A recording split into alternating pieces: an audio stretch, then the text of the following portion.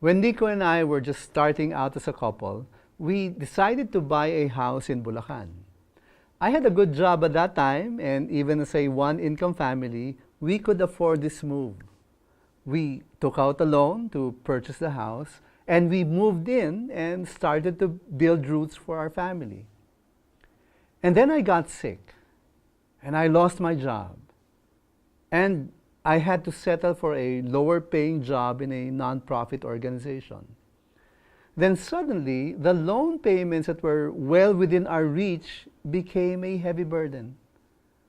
We struggled for many years trying to keep that house. We tried a few times to restructure the mortgage, but that only served to delay the inevitable. A few years ago, our house was forfeited by the bank and we were forced to move out. And believe me when I tell you that I've been praying to God all that time that we save our house. Maraming taon ang binilang na talagang niluluhod namin sa Diyos na hindi mawala sa amin yung bahay na yun. Alam mo, doon na lumaki yung mga anak ko. Doon lahat yung mga kaibigan nila.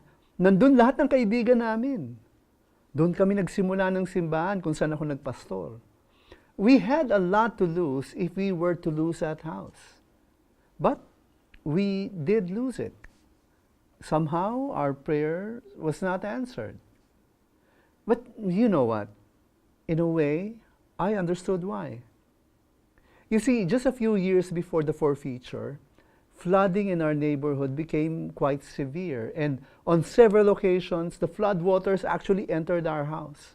And we came to the point when we had to ask ourselves if it was worth holding on to the house, knowing that typhoons and rainstorms had been getting worse and worse every year.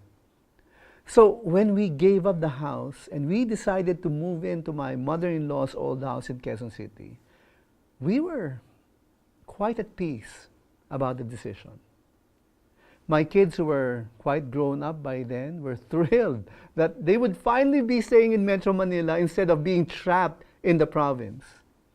We knew it was something we had to do. And the things that I do now at work and ministry, and even the things that my wife is doing now, she's able to teach in some of the more prominent universities here, and is now given an important position in the newly established college.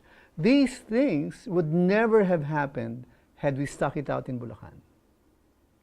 Indeed, just as the Apostle Paul said in his letter to the Romans, and we know that for those who love God, all things work together for good, for those who are called according to his purpose. We may not understand everything that happens to us, or why some of our prayers are not answered the way we want them. But for those who love God, all things work together for good.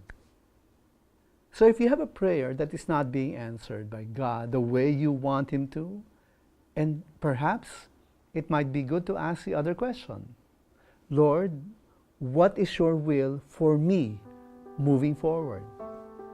Then be prepared to be surprised. Because when God is not answering your prayers because He has something better laid out for you, do keep in mind, faith matters too.